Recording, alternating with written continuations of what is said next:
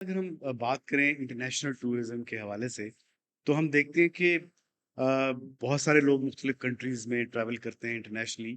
Infrastructure का एक बहुत बड़ा एक फैक्टर है, जिसको कि कहा जाता है कि अक्सर जो इंटरनेशनल टूरिस्ट जो ट्रैवल कर रहा है, उसको एक अच्छा इंफ्रास्ट्रक्चर भी चाहिए। की डाइवर्सिटी के लिहाज से अगर आप गिलगित-बल्तिस्तान को देखें सर, तो गिलगित-बल्तिस्तान में 8-9 लैंग्वेजेज़ बोली जाती हैं। हुँ, 8-9 डिफरेंट ओरिजिन के लोग हैं। हुँ। आपको शायद ये पता नहीं होगा कि हुंज़ा के अंदर 3 किस्म के लोग रहते हैं, 3 ज़बानें बोली जाती हैं। अच्छा, पाकिस्तान में क्या जो टूरिज़्म है, दूसरे मुल्कों की तरह, वहाँ पे जैसे प्रॉपर लाइसेंस टूर ऑपरेटर्स होते हैं और एक सिस्टम होता है और रिलायबल मतलब टूरिस्ट ऑपरेटर्स होते हैं।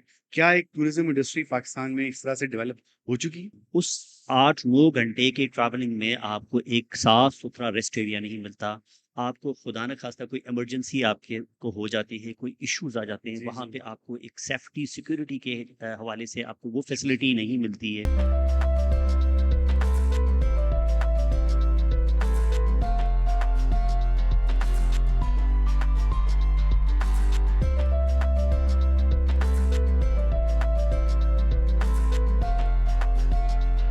अस्सलाम वालेकुम। हेल्थ एंड लाइफ पाकिस्तान की एक नई एपिसोड के साथ आपको खुशामदीद। आज जिस टॉपिक पे हम बात करने जा रहे हैं वो निहायत ही इंफॉर्मेशन वाला है और इम्पोर्टेंट है बिकॉज़ पाकिस्तान, आपको पता है कि अक्सर ज़िक्र होता रहता है कि Pakistan is a favourite destination for adventure tourism और बहुत पोटेंशियल है टूरिज़्म की पाकिस्तान में। हमारे यहाँ पहाड़ हैं, हमारे यहाँ समंदर है, हमारे यहाँ दरिया हैं, सहरा हैं, हर किस्म का जो एनवायरनमेंट है और नेचुरल रिसोर्सेज हैं वो पाए जाते हैं पाकिस्तान के अंदर। लेकिन अनफॉर्चुनेटली हम उस पोटेंशियल पे जाके उन सबको यूटिलाइज़ नहीं कर पाते, जिससे कि पाकिस्तान इंटरनेशनली और लोकली एक एक नंबर 1 डेस्टिनेशन बन जाए और टूरिज़्म यहाँ पे इंक्रीज़ हो। इंटरनेशनल जैसे लोग मुख्तलिफ मुल्कों में जाते हैं, अगर हमारे रीजन में देखें टर्की है, यूएई है, इस तरह और बहुत सारे ऐसे कंट्रीज़ हैं जहाँ पे टूरिज़्म बहुत ज़्यादा होता है और लोग बहुत ज़्यादा रुझान है इंटरनेशनली लोगों का वहाँ पे जाने का। लेकिन हमारे यहाँ इस सब पोटेंशियल होने के बावजूद, चीज़ें होने के बावजूद, यहाँ बीचेज़ भी हैं, यहाँ पहाड़ भी हैं, खूबसूरती भी है, लेकिन हम उस पोटेंशियल को एक्सप्लॉइट नहीं कर पा रहे और हमारा जो टूरिज़्म है उस लेवल तक नहीं जा पा रहा। आज इसी टॉपिक को डिस्कस करने के लिए हमने अपने स्टूडियो में दावत दी है जावेद अली खान साहब को, जो कि एक्सपर्ट हैं टूरिज़्म के हवाले से और पाकिस्तान में तकरीबन पिछले 12 साल से एक टूरिज़्म एजेंसी भी रन कर रहे हैं, स्ट्रॉबेरी एडवेंचर मेकर्स के नाम से। और ये खुद हुंज़ा के रहने वाले हैं और लाहौर में इनका ऑफिस है और पूरे पाकिस्तान में इनके ब्रांच ऑफिसेज़ हैं और ये इंटरनेशनल टूरिस्ट को और डोमेस्टिक टूरिस्ट को बोथ को सर्विसेज देते हैं और पाकिस्तान के ऐसे इलाकों की सैर करवाते हैं और सही तौर पे उनको गाइड करते हैं, जिससे कि पाकिस्तान का इमेज और पाकिस्तान की टूरिज़्म इंडस्ट्री बढ़े। तो वेलकम जावेद साहब, कैसे हैं आप? Thank you so much. मैं बिल्कुल ठीक हूँ, आप कैसे हैं? बहुत खुशी हुई आज आपको अपने स्टूडियो में हमारे साथ देख के, तो थैंक यू। हम बड़ी आज आपसे कैंडिड डिस्कशन करेंगे श्योर। टूरिज़्म के हवाले से पाकिस्तान में, कि पाकिस्तान में टूरिज़्म की पोटेंशियल क्या है और किस हद तक हम इसको बढ़ा सकते हैं? आप इसको कैसे देखते हैं? सबसे पहले तो मैं अपने बारे में थोड़ा-सा बता दूँ। जी, मेरा नाम जावेद अली ख़ान है जी, और मैं हुंज़ा से ताल्लुक़ रखता हूँ। जी, टूरिज़्म की इब्तिदा तो 12 साल पहले हुई, लेकिन इन एक्चुअल टूरिज़्म की इब्तिदा उस वक़्त हुई मेरे अंदर जब मैं 7-8 साल का था।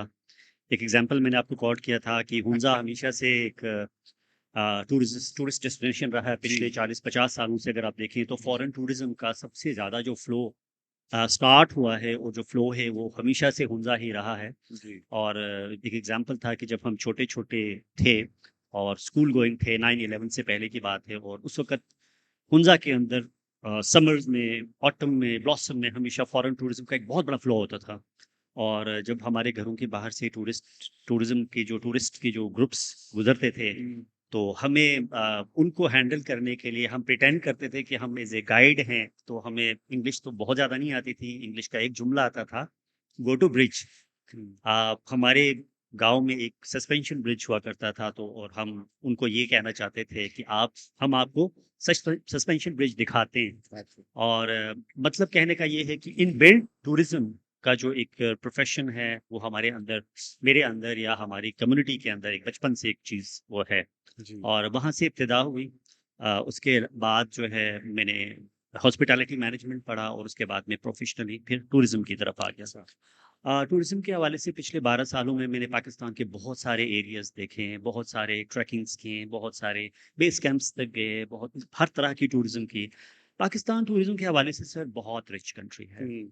अगर हम अ, दुनिया के 7000 प्लस माउंटेन्स की बात करें, अगर हम बीचेस की बात करें, अगर हम रिलीजियस टूरिज्म के प्रोस्पेक्टिव से देखें, अगर हम डेजर्ट्स के हवाले से देखें, अगर हम हिस्टोरिकल उसके हवाले से देखें, तो पाकिस्तान में वो तमाम चीज़ें मौजूद हैं कि जो एक बेहतरीन टूरिज्म से रिलेटेड जो मुल्क होता है, उसके अंदर जो भी पोटेंशियल होता है, पोटेंशियल वाइज पाकिस्तान में वो हर तरह का पोटेंशियल पाकिस्तान में मौजूद है। तो बिल्कुल। मेरे हिसाब से पाकिस्तान दुनिया का एक बेहतरीन टूरिस्ट डेस्टिनेशन है।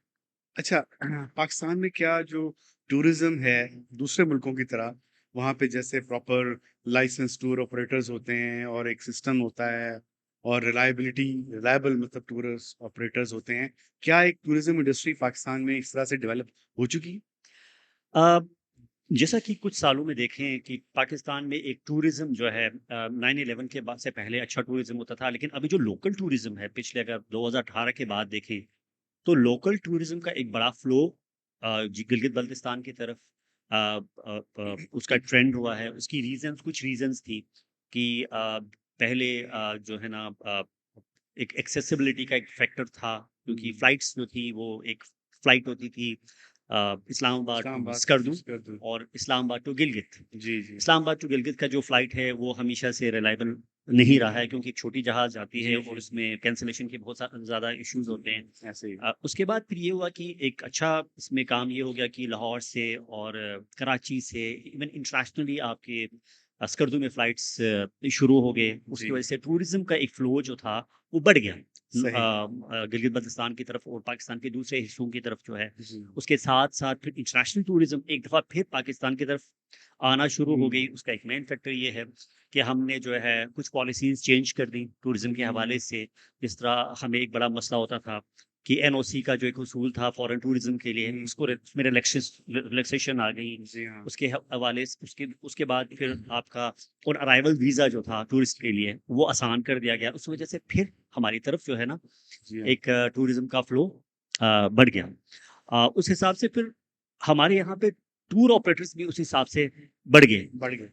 उसमें एक बुनियादी मसला जो हमारे यहाँ पे क्योंकि ये सारी चीज़ें कंट्रोल करना ये हुकूमत की ज़िम्मेदारी है, पाकिस्तान की टूरिज़्म इंडस्ट्री की ज़िम्मेदारी है कि आप टूरिज़्म से रिलेटेड लोगों को किस तरह डिफ़ाइन करते हैं, हुँ। कि जो आपकी तमाम टूरिज़्म को इस सिलसिले में अनफॉर्चुनेटली बाकी जिस तरह की एक फ्लोइंग मार्केट आता है, एक फ्लोइंग इंडस्ट्री आती है आपकी, ग्रोइंग इंडस्ट्री सॉरी आपके मुल्क में आती है, तो बहुत सारे जो है ऐसे लोग उसमें शामिल हो जाते जी हैं हाँ। जिनको उस इंडस्ट्री का पता नहीं होता ज़्यादातर।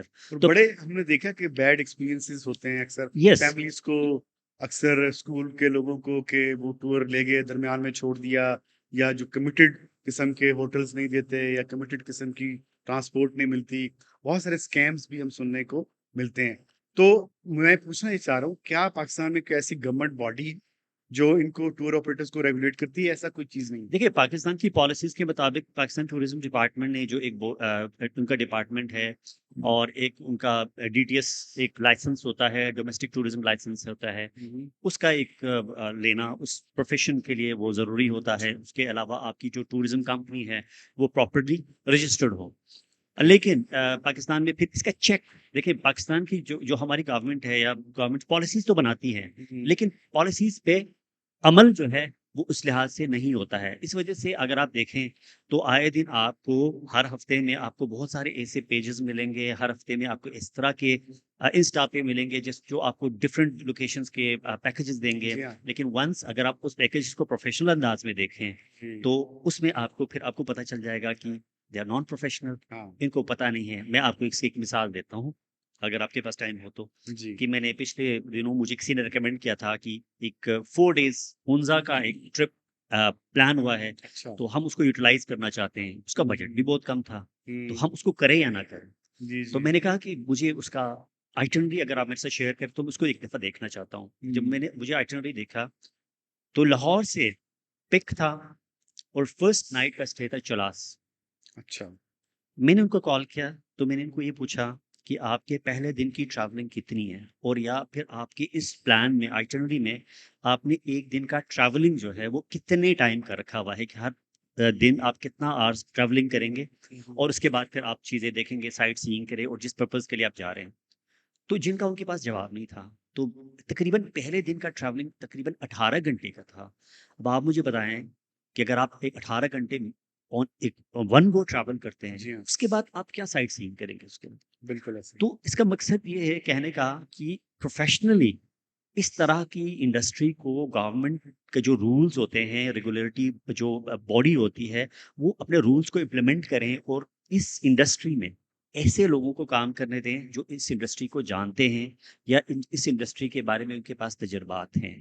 तो और फिर ये मसाइल से बचा जा सकता है क्योंकि हम हुंज़ा में देखते हैं, हम जीबी में जब जाते देखते हैं, तो जगह-जगह पे जो है टूरिज़्म कंपनीज़ जो ग्रुप्स लेके आती हैं सस्ती, वो आपस में लड़ रहे होते हैं। और जब पूछने पे पता चल जाता है कि इन्होंने ये कहा था हुँ। कि ये होगा, ये होगा। अब यहाँ पे आके वो नहीं है, ठीक है? और इस मिसकम्युनिकेशन की वजह ये है कि इसकी जो सबसे रिस्पॉन्सिबिलिटी गवर्नमेंट की है कि गवर्नमेंट इस इंडस्ट्री पे चेक रखे कि जी, कौन टूरिज़्म का बिज़नेस करता है, वो लीगली करता है, वो इल्लीगली करता है, ठीक है? और जिस प्रोविंस में भी जाता है, उस प्रोविंस का टूरिज़्म जो इंडस्ट्री जो टूरिज़्म डिपार्टमेंट है, वो मेक श्योर करे कि उसके इलाके में जो टूरिज़्म कंपनीज़ आ रही हैं, जो बिज़नेस कर रही हैं, क्या वो लीगल तरीके से कर रही हैं? और क्योंकि अगर लीगल तरीके चेक से एंड बैलेंस होना बहुत ज़रूरी है। चेक एंड बैलेंस का इशू जो है इस इंडस्ट्री में इस वक़्त चेक एंड बैलेंस का बहुत बड़ा एक फैक्टर है, बहुत बड़ा इशू, जो बिल्कुल। एक टूरिस्ट फिर सफ़र करती है। अच्छा, अगर हम बात करें इंटरनेशनल टूरिज़्म के हवाले से, तो हम देखते हैं कि बहुत सारे लोग मुख्तलिफ़ कंट्रीज़ में ट्रैवल करते हैं इंटरनेशनली। इंफ्रास्ट्रक्चर का एक बहुत बड़ा एक फैक्टर है, जिसको कि कहा जाता है कि अक्सर जो इंटरनेशनल टूरिस्ट जो ट्रैवल कर रहा है, उसको एक अच्छा इंफ्रास्ट्रक्चर भी चाहिए। एक अच्छा होटल चाहिए, एक अच्छा ट्रांसपोर्ट चाहिए, रोड नेटवर्क भी चाहिए। पाकिस्तान में आप इतने अरसे से इस चीज़ को मॉनिटर कर रहे हैं, तो क्या आप देखते हैं, क्या हम इंफ्रास्ट्रक्चर हमारा इम्प्रूव हो रहा है या हो चुका है या इस लेवल पे है कि हम इंटरनेशनल टूरिज्म को अट्रैक्ट कर सकें और दूसरे मुल्कों में मार्केट कर सकें कि पाकिस्तान की तरफ आएँ, जैसे कि दूसरे मुल्क मार्केट करते हैं, मलेशिया, टर्की है, दुबई है, ऐसे दूसरे डेस्टिनेशंस हैं। इस हवाले से सर अनफॉर्चुनेटली फिर वही बात है कि अगर आप इंटरनेशनल डेस्टिनेशंस को देखते हैं कि दुनिया में जितने बड़े मुल्क हैं जो टूरिज़्म करते हैं अपने मुल्क में, थाईलैंड उसकी एक मिसाल है, थाईलैंड है। इंडोनेशिया है, मलेशिया है। जी, इस तरह के जो मुल्क हैं जहाँ पे दुनिया से बहुत ज़्यादा टूरिज़्म फ्लो इवन चाइना में जी हाँ। दुनिया से बहुत बड़ा टूरिज़्म जाता है। बेसिकली जो टूरिज़्म जो एक फॉरेन टूरिस्ट है ना, वो इंफ्रास्ट्रक्चर को, फैसिलिटी को देखता है। एक हुँ, टूरिज़्म अगर फिर लोकल टूरिस्ट भी है, एक अच्छा टूरिस्ट अगर कहीं पे जाता है, आप जाते हैं, तो आप देखते हैं कि देखिए मैं अपनी फैमिली के साथ ट्रैवल कर रहा हूँ। हुँ, मुझे एक अच्छा साफ होटल कहाँ मिल जाएगा? जी हाँ। मुझे बेसिक फैसिलिटीज़ जो हैं, अच्छा कहाँ मिल जाएगा? मुझे कोई अच्छा रेस्टोरेंट जो है, लोकल रेस्टोरेंट को मैं एक्सपीरियंस करूँ, वो हुँ, कहाँ मिल जाएगा? आप देखें कि अगर आप बाय रोड ट्रैवल करते हैं थ्रू कराकोरम हाईवे गिलगित जी। बल्तिस्तान की तरफ, तो अगर आप बिशाम को क्रॉस करते हैं, तो बिशाम से लेके चलास तक आपको एक बेहतर रेस्ट एरिया नहीं मिलता। ठीक है? हुँ, उस 8-9 घंटे की ट्रैवलिंग में आपको एक साफ-सुथरा रेस्ट एरिया नहीं मिलता। आपको खुदा न ख़ास्ता कोई इमरजेंसी आपके को हो जाती है, कोई इश्यूज़ आ जाते हैं, जी, वहाँ जी। पे आपको एक सेफ्टी सिक्योरिटी के हवाले से आपको वो फैसिलिटी नहीं मिलती है। उसके अलावा आपको जो ना अगर आपके रोड्स ब्लॉक हो जाते हैं इन केस कोई एरिया इस तरह है, तो आपको एक अच्छा होटल नहीं मिलता है। तो वो एक रिलायबिलिटी फैक्टर जो होता है कि एक टूरिज़्म जो बाहर से आती है, वो इन चीज़ों को फिर सफ़र करता है। तो बेसिक कहने का मकसद ये है कि पाकिस्तान में इंफ्रास्ट्रक्चर उस लेवल का अभी नहीं है, सही, ठीक है? कि हम इंटरनेशनल टूरिज्म को कि अट्रैक्ट हम कर सकें। इंटरनेशनल टूरिज़्म को इस तरह से हैंडल कर सकें। दूसरा फ्लाइट्स के हवाले से, अब हमारे पास बहुत सारे की विलेज आते हैं कि एक इस्लामाबाद से हुंज़ा जाना है एक टूरिस्ट ने और जो फॉरेन टूरिज़्म आती है, जो बाहर से आती है, उसके पास एक टाइम लिमिट होता लिमिटेड है। होता है। वो उसी हिसाब से अपना प्लान करती है। लेकिन एग्ज़ैक्टली। हमारे ज़हन में एक डर होता है कि यार अगर हम सुबह एयरपोर्ट जाएँगे, फ्लाइट कैंसल हो जाएगी, तो फिर क्या होगा? आप देखिए कि जो जितने भी टूरिज्म के हवाले से नॉन कंट्रीज़ हैं, उनमें जो डोमेस्टिक फ्लाइट्स हैं, बड़ी रेगुलर होती हैं और बड़ी इवन हाफ हाफ आवर्स से 1 आवर के डिफरेंस से चलती रहती हैं चलती cities के रहती है। दरमियान। एग्ज़ैक्टली। तो यहाँ की जो टूरिज़्म है सर, उसमें एक अनसर्टेनिटी का अवामिल कह सकते हैं, जी हाँ। फैक्टर जो है वो बहुत ज़्यादा है। तो जी। फिर हमें ये करना पड़ता है कि जो हुंज़ा जा रहे हैं, उसको हम कन्विंस करते हैं कि आप स्कर्दू की फ्लाइट ले लें, जी, क्योंकि जी, वहाँ पे बोइंग जाती जी हैं, हाँ, 2-3 एयरलाइन्स जाती जी हैं, हाँ, तो थोड़ा-सा रेशियो वहाँ बेहतर है। जी। फिर हम उसको 5-6 घंटे की ट्रैवलिंग करवा के फिर हुंज़ा उनसे ले जाते हैं। तो ये फिर हमें चीज़ें करनी पड़ती है। अच्छा, अभी बात कर रहे थे हम कि इंफ्रास्ट्रक्चर की और अच्छा बाकी मुल्कों में जैसे हम जाते हैं बहुत सारी ऐसी वेबसाइट्स भी मिल जाती हैं हमें कि जहाँ से booking.com है या और वेबसाइट्स हैं जहाँ से लोग खुद भी बुकिंग्स करवा लेते हैं होटल्स की इन चीज़ों की। पाकिस्तान में आप क्या देख रहे हैं ऐसी कुछ चीज़ें बेहतर हो रही हैं या ऐसी रिलायबल वेबसाइट्स अवेलेबल हैं जिन पे ऐसी इंफॉर्मेशन अवेलेबल हो कि जिससे अच्छे होटल्स अच्छी साइट्स को बुक कराया जा सके? टूरिज़्म के हवाले से सर, इंटरनेशनल टूरिस्ट के हवाले से मैंने एक चीज़ देखी है कि अब चूँकि इंटरनेट पे आपको सारी चीज़ें, पूरी दुनिया के जितने भी होटल के जी हाँ। रेट्स हैं, डेस्टिनेशंस हैं, सारी चीज़ें।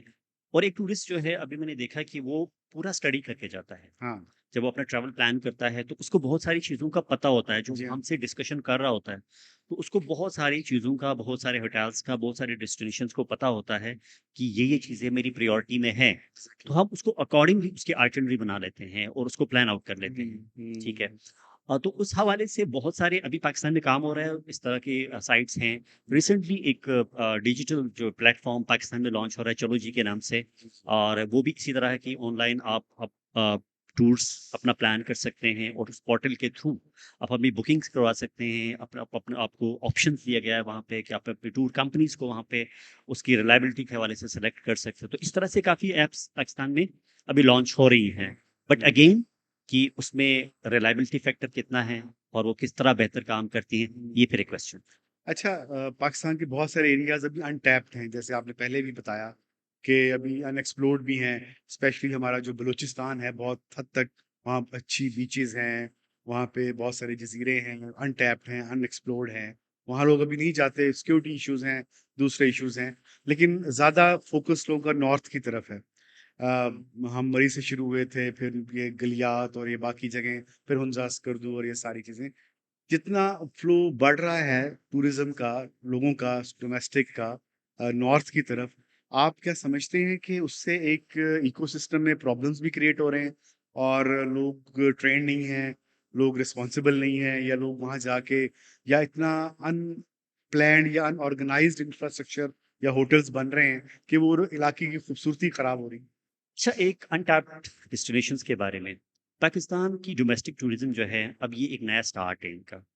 और मैं तो कहता हूँ कि पाकिस्तान के जो, हमारे मुल्क का जो टूरिस्ट है, इसमें अभी जो टूरिज़्म, एक्चुअल टूरिज़्म करता है वो 20% करता है जो जाता है, जो 80% है वो जस्ट ट्रैवल करके आता है। क्योंकि हम बहुत सारे टूरिस्ट लोग हमें मिलते हैं सिटीज़ में, तो हमें कहते हैं कि मैं स्कर्दू गया था, मैं हुंज़ा गया था, मैं अस्तोर गया था। तो मैं तो पूछता हूँ कि हुंज़ा में आप कहाँ-कहाँ गए थे? हुँ, तो उनका आंसर होता है कि हुंज़ा में हुंज़ा गए थे हम लोग। और कहाँ तक गए थे? चाइना बॉर्डर तक गए थे। क्या देखा? केक एच देखा। ठीक है। हुँ, मतलब ये है कि उस तरह की एक अवेयरनेस अभी बाकी है कि आप अगर एक एरिया में जाते हैं, तो आपको क्या-क्या चीज़ें वहाँ पे देखना चाहिए। आप उसके कल्चर को कैसे एक्सपीरियंस कर सकते हैं कि यहाँ का कल्चर क्या है। क्योंकि हुँ, डाइवर्सिटी के लिहाज से अगर आप गिलगित-बल्तिस्तान को देखें सर, तो गिलगित-बल्तिस्तान में 8-9 लैंग्वेजेज़ बोली जाती हैं। हुँ, 8-9 ओरिजिन के, डिफरेंट ओरिजिन के लोग हैं। हुँ। आपको शायद ये पता नहीं होगा कि हुंज़ा के अंदर 3 किस्म के लोग रहते हैं, 3 ज़बानें बोली जाती हैं, अच्छा। राइट? और पूरे जीबी में एक डाइवर्सिटी है, हुँ, हुँ, डिफरेंट, हुँ। जिस तरह स्कर्दू है। जी, जी। स्कर्दू का एक ओरिजिन जो है वो आपका तिब्बत से मिलता है, लद्दाख और तिब्बत से मिलता है। हुंज़ा के, अपर हुंज़ा के लोग हैं, वो सेंट्रल एशिया से आए हुए हैं। हुँ, लोकल जो अपर हुंज़ा के लोग सेंट्रल एशिया से आए हुए हैं। लोकल जो सेंट्रल हुंज़ा के लोग हैं, उनके बारे में एक अलग जो है ना, एक ओरिजिन है कि वो डिफरेंट उस रिसर्च है। फिर लोअर हुंज़ा है, वो एक डिफरेंट लैंग्वेज है, डिफरेंट कल्चर है। तो हुँ, उस डाइवर्सिटी को, उस चीज़ों को बहुत सारे जो हमारे टूरिस्ट हैं, उनको पता नहीं चलता है। तो वो प्लान इस तरह होता है कि वो एक लोके जाते हैं और आते हैं। ठीक है। पहाड़ वहाड़ देके वापस। यस, और अब वो पहाड़ भी वो पूरी तरह देखते नहीं हैं। जी उनको हाँ। ये नहीं पता कि शॉर्ट जो छोटे-छोटे ट्रैक्स कहाँ पे हैं, Exactly. छोटे-छोटे लैक्स कहाँ पे हैं, छोटे ग्लेशियर्स को कहाँ से व्यू किया जाता है। हम कहाँ पे 3-4 घंटे की हाइक्स कर सकते हैं, उन एरियाज़ को एक्सप्लोर कर सकते हैं, ठीक है?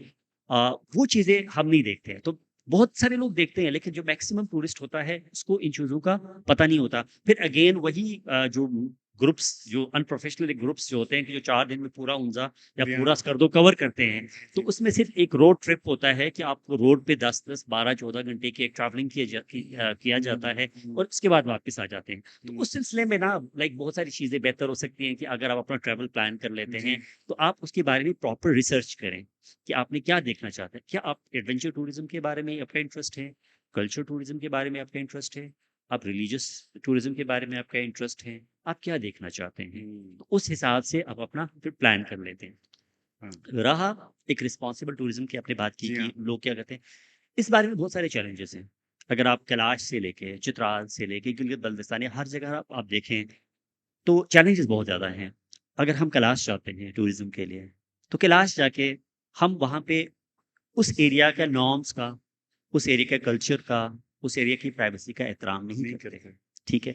और जो बाहरहा बहुत सारे लोगों ने इसके बारे में लिखा भी है और बोलते भी हैं जी हाँ। कि हम जब कहीं जाते हैं, तो हमने वहाँ पे रहना कैसे है कि उसके वहाँ के रेज़िडेंट्स को, वहाँ के कल्चर को, वहाँ की प्राइवेसी को वो अफ़ेक्ट ना करे, एग्ज़ैक्टली। राइट? तो बीइंग अ रिस्पॉन्सिबल टूरिज़्म ये सीखना हमारे लिए बहुत ज़रूरी है। आप किस दुनिया के किसी भी हिस्से में जाते हैं, एज़ अ टूरिस्ट जाते हैं, तो आपको ये चीज़ें ज़हन में रखनी होती है कि वहाँ पे लोग क्या पसंद करते हैं, क्या नहीं करते हैं, उनकी प्राइवेसीज़ क्या हैं, उनकी जो है ना वो किस चीज़ को लाइक आपको करना चाहिए वहाँ पे।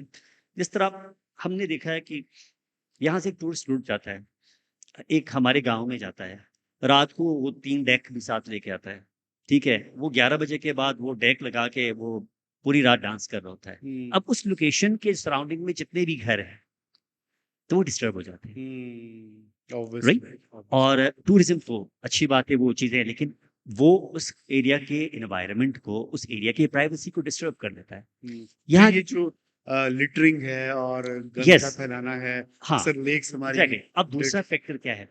आपकी बात काट रहा हूँ मैं।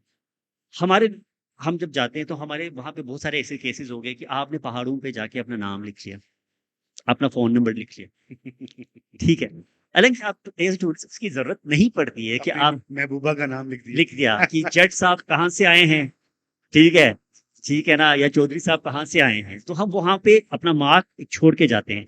तो हमें वो चीज़ जो है ना हम एक पूरे एनवायरनमेंट को ख़राब करके आते हैं।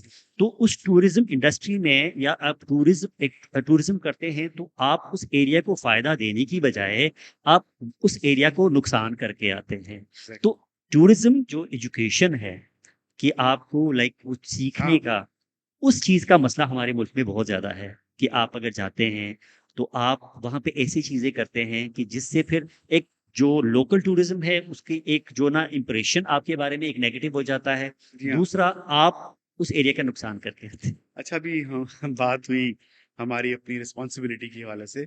पाकिस्तान में रिलीजियस टूरिज़्म की भी बड़ी पोटेंशियल पाई जाती है और इसमें सिख टूरिज़्म तो काफ़ी हद तक नोन है अब। लोग हर साल सिख जो पिलग्रिम्स हैं, वो आते हैं मुख्तलिफ मुल्कों से, इंडिया से भी। लेकिन इसके अलावा कौन-सी ऐसी रिलीजियस साइट्स हैं पाकिस्तान में, जहाँ पे आप समझते हैं कि बड़ा पोटेंशियल है और इसको फर्दर हम एक्सप्लोर कर सकते हैं? रिलीजियस साइट्स तो पाकिस्तान में बहुत ज़्यादा हैं। देखिए सिख टूरिज़्म पाकिस्तान आती है जी और हाँ। अभी उस लिहाज से काफ़ी काम हुआ है जी हाँ। और बेहतर हो रहा है। जी। उसके अलावा सर थाईलैंड से आपके पास टूरिज़्म आती है, हुँ। आप जापान से आती हैं। ब्लॉसम में जापान से टूरिज़्म नॉर्थ आती है क्योंकि जो सकुरा कहते हैं उसको, जो व्हाइट फ्लावर्स वहाँ पे होते हैं, तो रिलीजियसली भी वो उसको फ़ॉलो करते हैं, हुँ। उसको देखने आते हैं। पूरा जो आपका जो टैक्सिला का जो बेल्ट है, जी हाँ। ठीक है? उस वहाँ पे जो स्टूपास हैं, जो सिविलाइज़ेशन है, उसको देखने के लिए वो रिलेट करता है बुद्धिज़्म से और उसको देखने के लिए फिर जो थाईलैंड है, जापान है, ये जो सारे मुल्क हैं, वो आते हैं उसको देखने के लिए। इवन गिलगित-बल्तिस्तान में बहुत सारे ऐसे साइट्स हैं, कारगा है, और उसके अलावा हुंजा में कुछ ऐसे साइट्स हैं, सवात में ऐसे साइट्स और चित्राल में है। तो उनके रिलीजन के हवाले से वो जगह उनके लिए बड़ा इम्पोर्टेंट है।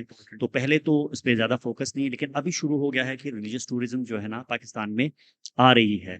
उसके दूसरी सूफीज़्म के हवाले से आप देखें तो पंजाब बड़ा फर्टाइल है, सिंध बड़ा फर्टाइल है, और जितने भी श्राइन्स हैं यहाँ पे हमारे वलियों के, और इस तरह से बाबा बुल्ले शाह से लेके गुलाम फरीद से लेके पीर शम्स तबरेज़, जी। ये जो है विंटर में फॉरेनर्स आते हैं, वो इन एरियाज़ का विज़िट करते हैं रिलीजियस टूरिज्म के हवाले से, तो यहाँ पे भी बहुत पोटेंशियल है इस हवाले से। हुँ। अब अक्सर पाकिस्तान का नाम एडवेंचर टूरिज्म में बड़ा लिया जाता है, इंटरनेशनली भी अक्सर न्यूज़पेपर्स के अंदर और इस तरह से। एडवेंचर टूरिज्म क्या है? और हम सुनते हैं कि 60s 70s में बड़े यूरोपियन हिप्पीज़ आते थे और यहाँ से बाय रोड ट्रैवल करते थे। तो इसके बारे में आप अपना कुछ हमें बताइएगा। एडवेंचर टूरिज्म में सर पाकिस्तान में बहुत पोटेंशियल है। देखें हुँ, दुनिया के 7000 जो पीक हैं, उसमें मोस्टली पीक पाकिस्तान में पाए हैं।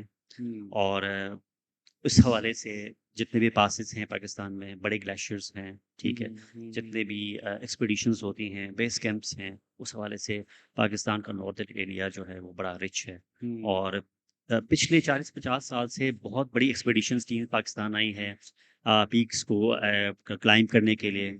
और इस हवाले से अभी भी विंटर में अगर आप देखें तो एक्सपीडिशंस के हवाले से पाकिस्तान के नॉर्थ में जितने भी पीक्स हैं, वहाँ पे एक्सपीडिशंस होती हैं।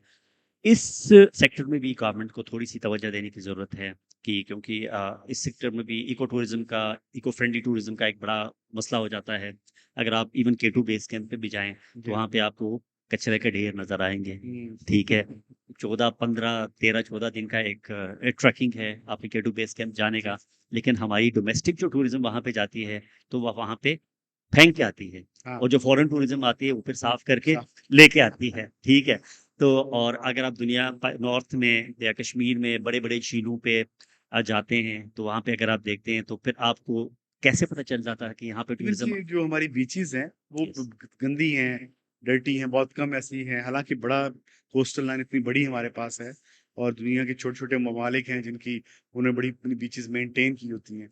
उसका तो कॉन्सेप्ट ही नहीं है अभी तक हमारे यहाँ। सर ये इट डिपेंड्स ना कि आप टूरिज़्म एजुकेशन जी। And being a responsible tourism, हुँ। ठीक है? ये चीज़ मेरे ख़्याल हाँ, लेकिन में। आई थिंक गवर्नमेंट लेवल पे भी कुछ होना चाहिए ना, कि कोई एजेंसी हो जो कि इसको मेंटेन भी करे। मतलब अगर बीचेज़ हैं दुनिया के मुख्तलिफ मुल्कों में, तो वो लोग मेंटेन करते हैं उसको, साफ करके रखते हैं, चीज़ें क रिस्पॉन्सिबिलिटी भी है, लेकिन कुछ चेक एंड बैलेंस भी तो होना चाहिए। देखिए अगेन की गवर्नमेंट की पॉलिसीज़ बनी हुई हैं, लेकिन पॉलिसीज़ पे इम्प्लीमेंटेशन नहीं होती है, ठीक है? उन पॉलिसीज़ को फॉलो नहीं किया, इम्प्लीमेंट नहीं किया जाता है, चाहे वो नॉर्थ के हवाले से हो, चाहे हमारे बलूचिस्तान के बीचेस कोस्टल एरिया के हवाले से हो, जहाँ पे भी इस तरह की मुश्किलात हैं, चाहे जहाँ पे जिन झीलों पे, जिन डेस्टिनेशंस पे हमारे टूरिस्ट जाते हैं, अगर आप वहाँ पे जाके वहाँ के माहौल को चेक करें, इवन आप अगर कुमराट में जाएँ, तो आपको कुमराट रिवर के साथ कचरे के ढेर नज़र आएँगे, हुँ, ठीक है? मरी तो एक कॉमनली जगह है, लेकिन अगर आप नॉर्थ की तरफ जाएँगे, तो ये चीज़ें फैक्टर्स बहुत ज़्यादा हैं। पहली बात तो ये कि गवर्नमेंट अपनी पॉलिसीज़ जो बनाती है इको टूरिज़्म के हवाले से, वो उसको इम्प्लीमेंट करें। तो वहाँ पे कोई रेगुलेटरी बोर्ड नहीं है। हाँ जी। आपको एग्ज़ाम्पल देता हूँ, अताबाद हुंज़ा में, ठीक है? बहुत बेतहाशा होटल्स बन गए और अनप्लान्ड बन गए, एक 4 हाँ, 3-4 सालों में। मेरा नेक्स्ट आपसे क्वेश्चन भी यही था कि जो अनप्लैन्ड किस्म की कंस्ट्रक्शन हो रही है इन एरियाज़ के अंदर, उससे भी तो बहुत इफ़ेक्ट पड़ रहा है आपके एग्ज़ैक्टली। इकोसिस्टम। तो वहाँ पे अब हुआ यूँ कि जितने भी मोस्टली होटल्स थे, उनका जो वेस्ट था, उसका एक प्रॉपर निज़ाम सेट नहीं किया गया। हुँ, और बड़े-बड़े होटल्स का आपने नाम सुना, उस बारे में फॉरेन व्लॉगर्स ने व्लॉग भी किया था, जी हाँ, कि उनका जो वेस्ट था वो डायरेक्ट झील के अंदर जाता था, बिल्कुल। ठीक है? अब मैं समझता हूँ कि होटल दूसरे नंबर पे रिस्पॉन्सिबल है, पहले नंबर पे गवर्नमेंट रिस्पॉन्सिबल है। जो लोग पॉलिसीज़ बनाते हैं, हाँ, जो लोग इन चीज़ों को चेक करते हैं, जो लोग इम्प्लीमेंट कराते हैं ऐसी पॉलिसीज़ पे, वो रिस्पॉन्सिबल है। जी। कि वहाँ पे आपने जाके जो होटल्स बनते हैं, जो बिल्डिंग बनते हैं वहाँ पे, जो प्लान होता है, जब आप एनओसी देते हैं उस एरिया के होटल बनाने की, तो आप उनसे क्या ये नहीं पूछते हैं कि जो आपने वेस्ट मैनेजमेंट के लिए वहाँ पे सिस्टम क्या बनाया? आपने उसको चेक नहीं किया। वो तो शुक्र है एक फॉरेन वाले व्लॉगर का, कि वो आ गया, उसने एक इश्यू को हालाँकि उससे पहले लोकल जो लोग थे, उन्होंने कई मर्तबा उस इश्यू को हाईलाइट किया, मगर बहुत सारे लोग इतने नहीं। वो होते हैं, उनकी इतनी जो है ना वो पोटेंशियल वाइज़ तो नहीं कह सकते, इनकी इतना लाइक वो होता है कि जी। वो गवर्नमेंट उनके खिलाफ कुछ करती नहीं है। लेकिन जब एक फॉरेन व्लॉगर ने उस इश्यू को हाईलाइट किया, तो फिर गवर्नमेंट ने उस पे एक्शन लिया। अच्छा जावेद साहब, एक हमारी एक पाकिस्तानी मिडिल क्लास फैमिली है जो कि हम अगर कहें कि टूर प्लान करना चाहती है नॉर्दर्न एरियाज का, तो क्या ऐसी चीज़ें हैं जो उनको प्लान करनी चाहिए या कौन से ऐसे फैक्टर्स हैं जो उनको उसका कंसीडर करने चाहिए? आप कैसे गाइड करेंगे एक फैमिली को? देखिए, अच्छा टूर प्लान करने का मकसद ये भी नहीं है कि उनका टूर बहुत एक्सपेंसिव हो। हुँ, आप कम बजट में भी एक अच्छा टूर प्लान कर सकते हैं। सही। लेकिन 2-3 चीज़ें आपको देखनी पड़ेंगी। अगर आप अपना टूर प्लान कर लेते हैं, तो आप पहली चीज़ ये देखें कि अगर आप थ्रू ट्रैवल कंपनी अपना टूर प्लान कर रहे हैं, हुँ, हुँ, तो आप उसकी क्रेडिबिलिटी देख लें सही, कि आइदर वो प्रोफ़ेशनल हैं या नहीं हैं, सही। ठीक है। वो एक उसकी मार्केट में एक अच्छी रेपुटेशन है जी। या नहीं है। आप उसके बजट को नहीं देखें कि वो हुँ, आपको बहुत कम पैसों पे जी। टूर ऑफ़र कर रहा है, ठीक है। हुँ, दूसरा, आप थोड़ी-सी अपनी एक वर्कआउट करें। अगर आप जीबी जाते हैं या किसी भी जगह जाते हैं, तो आपको होटल्स जो है 40,000 50,000 पर नाइट में भी मिल जाता है, जी, और जी। आपके बहुत अच्छे गेस्ट हाउसेस होते हैं कि जो आपको 6-7 हज़ार में भी मिल जाते जी। हैं। उसके लिए आप अपनी थोड़ी-सी वर्किंग करें, और जो आपका टूर ऑपरेटर है उसके साथ कम्युनिकेशन करें कि आपका बजट क्या है और आप किस तरह चाहते हैं। हुँ, आप क्या देखना चाहते हैं? आप एक रश ट्रैवल करना चाहते हैं या आप एक रिलैक्सिंग टूर करना चाहते हैं? आप क्या करना चाहते हैं, आप क्या नहीं चाहते हैं? आप उसको अपनी चीज़ें बता दें। अगर वो प्रोफ़ेशनल है, तो आपको उस मुताबिक एक अच्छा प्लान बना के देगा कि हुँ, आपके पास कितने दिन हैं। उस प्लान को फिर आप उसकी बजटिंग के हवाले से आप अपना ऑप्शन दे दें कि मेरा होटल का बजट जो है वो इतना है। हुँ, मैं इतना अफ़ोर्ड कर सकता हूँ एक होटल को। तो वो आपको 3-4 ऑप्शंस दे देगा होटल जी। का। वो आपको इवन हम तो अपने क्लाइंट्स को अपने जो होटल है उसकी पिक्चर, उसके वॉशरूम की पिक्चर्स तक भेज देते हैं, हुँ, ताकि इसमें कोई इस तरह की बात ना आ जाए कि बाद में। और उसके बाद फिर जब आप अपनी एक पूरी बजटिंग करते हैं, तो आप उस टूर ऑपरेटर से एक रिटन फॉर्म में, एक थ्रू ए ईमेल, प्रॉपर्ली वो जो सर्विसेज़ दे रहा है उसकी टोटल डिटेल आप रिटन फॉर्म में मँगवा दें। हुँ, ताकि कल आप ये ना कहें कि आपने ये कहा था, ये नहीं दिया, इस तरह कहा था, इस तरह नहीं हुआ, राइट? उसके बाद आप अपनी बजट करें और उसके बाद आप अपना टूर प्लान करें। उसमें फिर फैक्टर ये देखें कि आपने 1 दिन में कितना ट्रैवल करना है। आप ऐसे ट्रैवल ना करें कि आप 1 दिन में 15-15 घंटे ट्रैवल करें और रिस्क्स ले लें। बिल्कुल सही। तो आप एक लाइक 8 7 8 घंटे की ट्रैवल जो आपकी होती है एग्ज़ैक्टली। मैक्सिमम, आप 1 दिन बेशक बढ़ा दें, लेकिन आप एक स्मूथ ट्रैवलिंग हुँ, करें जिसमें आपके पास रिस्क फैक्टर कम। बिल्कुल सही है। जावेद साहब, काफ़ी चीज़ों पे हमने फ़ोकस कर लिया। आप अब क्या देखते हैं कि हाउ यू कैन कंट्रीब्यूट, और आपका विज़न क्या है पाकिस्तान के टूरिज़्म के हवाले से, इस इंडस्ट्री के हवाले से? नेक्स्ट 5 से 10 सालों में आप कहाँ देखते हैं? क्या ऐसी चीज़ें हैं जो आप समझते हैं होनी चाहिए या होंगी? और भी आपका फ्यूचर को कैसे आप देख रहे हैं पाकिस्तान में टूरिज़्म के हवाले से? वैसे देखिए, मैं इंडस्ट्री बहुत ग्रो कर रही है, लेकिन इसके साथ बहुत सारे चैलेंजेस हैं। चैलेंजेस इस तरह से कि जिस तरह की अनप्लान्ड कंस्ट्रक्शन हो रही हैं हर जगह पे, जो भी टूरिस्ट डेस्टिनेशंस हैं, या वहाँ पे जो कंस्ट्रक्शन हो रही है, उसमें एक चेक एंड बैलेंस नहीं है जी, जी। कि आपने कहाँ पे कंस्ट्रक्शन करनी है, इको फ्रेंडली कैसे करनी है। और अनफॉर्चुनेटली इस वक़्त अगर आप देखें, क्योंकि नॉर्थ की कुछ जगहों पे इस तरह की कंस्ट्रक्शन हो रही है कि होटल की जगह बड़े-बड़े प्लाज़े बन रहे हैं, एग्ज़ैक्टली। जो इसके एनवायरनमेंट को और और क्लाइमेट चेंज को और के देखने हवाले से। देखने में भी भद्दे लगते हैं यस, और उसका कोई उस एनवायरनमेंट से कोई ताल्लुक नहीं होता। ताल्लुक नहीं होता है। तो एक तो ये चैलेंज है कि गवर्नमेंट इस सिलसिले में अपनी जो एक पॉलिसीज़ बनाएँ और उस पॉलिसी पे स्ट्रिक्टली अमल करें, और एनओसी के मुताबिक कि आपने कहाँ पे होटल अपना बनाना है, वो इको फ्रेंडली कैसे है, एनवायरनमेंट के लिहाज से वो किस तरह बेहतर है, उस एरिया के लिहाज से, उसके व्यू के लिहाज से, आप कौन से मटीरियल इसमें इस्तेमाल कर सकते हैं, क्या चीज़ें नहीं कर सकते। एक तो ये चैलेंज है। इस पे बड़ा सीरियसली देखने की ज़रूरत है। इवन आप स्कर्दू की मिसाल लें कि जब आपके मल्टीपल जगहों से फ्लाइट स्टार्ट हो गए हैं, तो इस वक़्त जितना कंस्ट्रक्शन स्कर्दू में हो रहा है, जितना बेहंगम कंस्ट्रक्शन हो रहा है पूरे बल्तिस्तान में, ये एक बड़ा एक वॉरिंग मोमेंट है, एक बड़ा है कि फ्यूचर में क्या चीज़ें इस तरह से जो है ना खराब हो जाएँगी। हुँ, दूसरा ये है कि इको टूरिज़्म के हवाले से, इको फ्रेंडली टूरिज़्म के हवाले से बहुत सारी चीज़ें करने की ज़रूरत है लोकल जो वहाँ के रेज़िडेंट्स को भी। जी, जी। कि देखिए, टूरिज़्म जो है उस वक़्त फ़ायदेमंद है एक एरिया के लिए जब उस टूरिज्म से उस वहाँ के लोकल्स को फायदा हो, फायदा हो। वहाँ के हर सेक्टर को फायदा हो। लाइक एक टूरिस्ट जब जाता है, तो मैं कहता हूँ एक टूरिस्ट जब जाता है तो इसका मतलब एक टूर ऑपरेटर और एक होटल को फायदा नहीं होता, वहाँ के हर सेक्टर को फायदा होता है। एक टूरिस्ट जाता है वहाँ पे शॉपिंग करता है, जी हाँ। एक हैंडीक्राफ्ट वाले को फायदा होता है, हम्म, एक वहाँ पे फूड फूड इंडस्ट्री। इंडस्ट्री है, एक वहाँ पे कोई डेयरी प्रोडक्ट्स होता है, एक वहाँ पे एक कोई एग्रीकल्चर प्रोडक्ट्स है, फ्रूट्स हैं, हर जी हाँ। सेक्टर को वहाँ से फायदा होता फायदा है, होता ठीक है। लेकिन अनफॉर्चुनेटली अब होता ये है कि अब वहाँ पे हमारे वहाँ पे भी बट कढ़ाई खुल गया है, हमारे वहाँ पे भी जो है ना केएफसी टाइप के रेस्टोरेंट्स खुल गए हैं, ठीक है। तो जो लोकल जो चीज़ें फूड हैं, है, जो लोकल चीजें लोकल हैं। बनाते हैं, जो लोकल बेचना चाहते हैं, जो लोकल खवातीन जो मार्केट में आती है अपने रेस्टोरेंट्स बना के, वो लोकल प्रोडक्ट्स हैं, लोकल फूड बेचना चाहते हैं, उन चीज़ों को प्रमोट होना चाहिए ताकि आई थिंक कोई स्पेशल बाजार हर एरिया में एक कल्चरल बाजार होना चाहिए, एग्जैक्टली जहाँ पे वहाँ का लोकल फूड, वहाँ की लोकल मसनूआत जो हैं वो डिस्प्ले पे हों, ताकि वहाँ पे जो टूरिस्ट जाता है उसको एंजॉय कर सके। एग्जैक्टली देखें, टूरिज्म का फायदा उस वहाँ के लोकल्स को हो, लोकल लोगों की जिंदगियां बदले उस चीज से, टूरिज्म से फायदा हो। अगर अगर टूरिज्म ने वहां पे जाके वहां पे केएफसी का ब्रांच आपने खोलना है या बड़ कढ़ाई का ब्रांच खोलना है या इस तरह खोलना है, और वहां का जो लोकल है जी वो हाँ। इससे फायदा नहीं उठा रहा है, तो फिर टूरिज्म का उस एरिया को कोई फायदा नहीं है।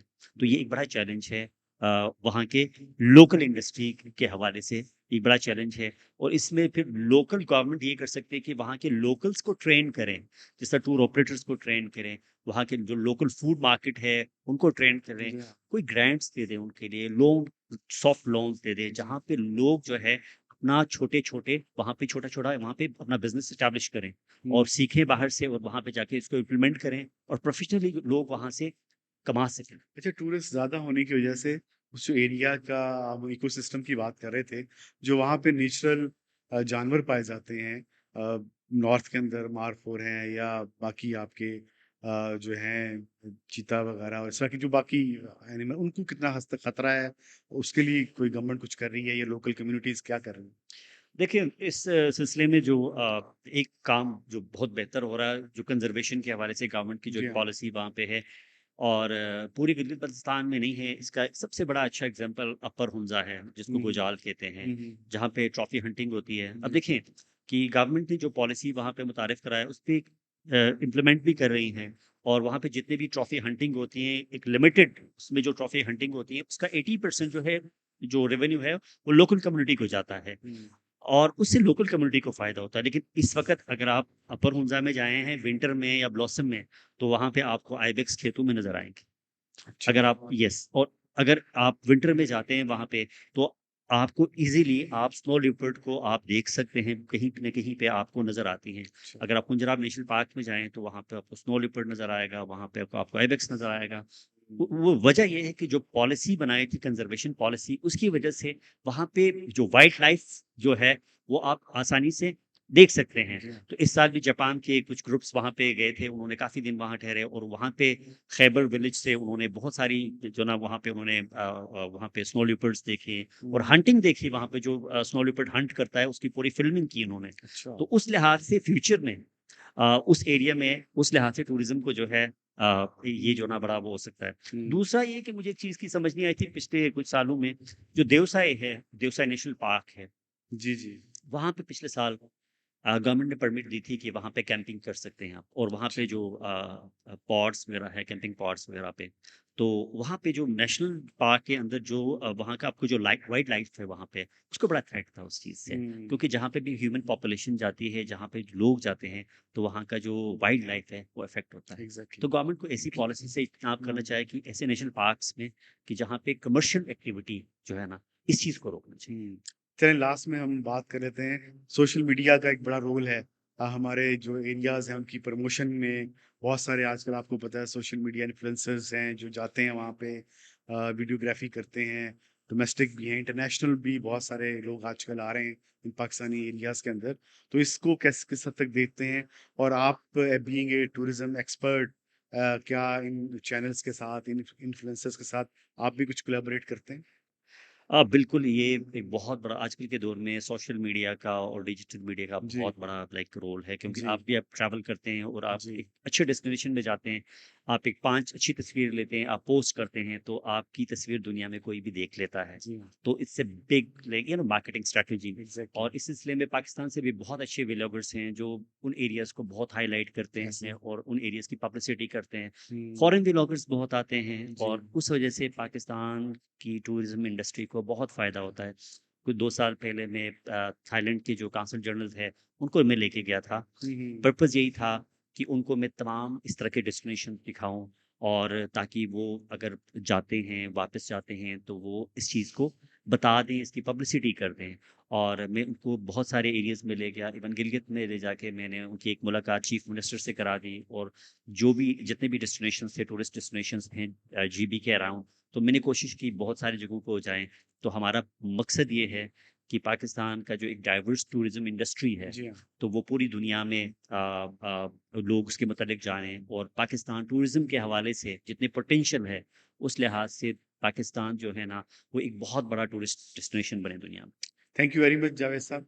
आज आप हमारे स्टूडियो आए और बहुत सारी आपने इन्फॉर्मेटिव बातें हमें बताई जो हमारे ऑडियंस सुनेंगे और उनसे उनको बहुत फ़ायदा होगा और आइंदा के लिए वो लाज़मी आपकी जो ये मुफ़ीद मशवरे हैं उन पे अमल करेंगे। Thank thank you you very so much. Hope that आपको आज की जो एपिसोड है पसंद आई होगी।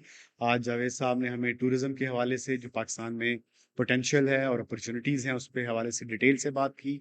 देयर आर चैलेंजेज़, बहुत सारे इंफ्रास्ट्रक्चर के चैलेंजेज़ हैं, अनप्लैन्ड कंस्ट्रक्शन के चैलेंजेस हैं, बहुत सारे इश्यूज़ हैं, लेकिन इसके साथ-साथ पोटेंशियल भी बहुत है पाकिस्तान के अंदर और इस तरह दूसरे दुनिया के जो दूसरे मुल्क हैं जिसमें इतनी डाइवर्सिटी भी नहीं है, लेकिन वहाँ पे बहुत ज़्यादा टूरिज़्म है। पाकिस्तान में बहुत डाइवर्सिटी है और बहुत सारे काम हैं जो हम फ्यूचर में कर सकते हैं।